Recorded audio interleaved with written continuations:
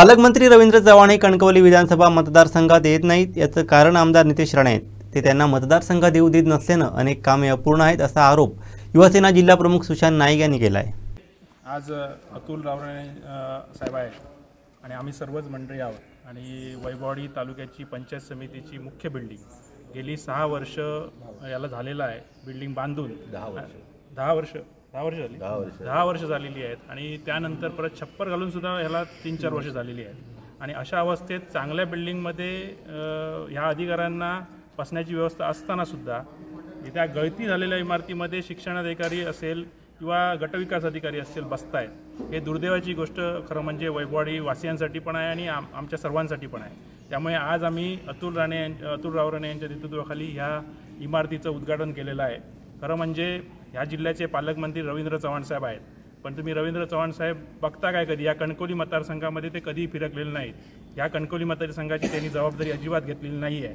त्यामुळेच हे उद्घाटन राहिलं आहे का हा प्रश्न खरं म्हणजे वैभववाडी वासियांचे किंवा आमच्या सिंधुदुर्गवासियांचे प्रश्न उपस्थित होतो आहे। कारण नितेश राणेच्या मतदारसंघामध्ये पालकमंत्र्यांना यायला द्यायचं नाही असा घाट नितेश राणेंनी यामध्ये घातलेला आहे।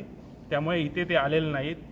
त्यांनी यावं, पालकमंत्र्यांना आमची विनंती आहे त्यांनी यावं। ह्या बिल्डिंगचं उद्घाटन तुमच्या हस्ते झालं पाहिजे होतं, पण आम्ही आज ही बिल्डिंग खुली करतो आहे।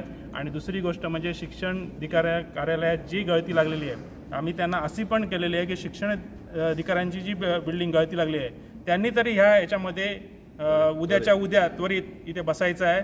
कारण सगळ्या मुलांचा किंवा दाखल्यांचा शिक्षकांचा सर्व कागदपत्रांचा प्रश्न आहे। त्याच्यामुळे ह्या इमारतीमध्ये जास्तीत जास्त लवकर शिफ्ट होणं यासाठी सर्वांसाठी म्हणजे वैभववाडी वाट्यांसाठी आणि शिक्षण ह्या गटासाठी सुद्धा खूप गरजेचं आहे। त्यामुळे ह्या शिफ्टिंग व्हावं हे सगळ्यांना आमचं त्यांना सुद्धा विनंती आहे आणि हे अधिकृत उद्घाटन झालं असं मी जाहीर करतोय। आमचे दिवसभरातले सर्व अपडेट्स, ताज्या घडामोडी आणि थेट लाईव्ह पाहण्यासाठी सबस्क्राइब करा, लाईक करा कोकणचं नंबर 1 महा चॅनल कोकण 7 लाईव्हचं YouTube चॅनल।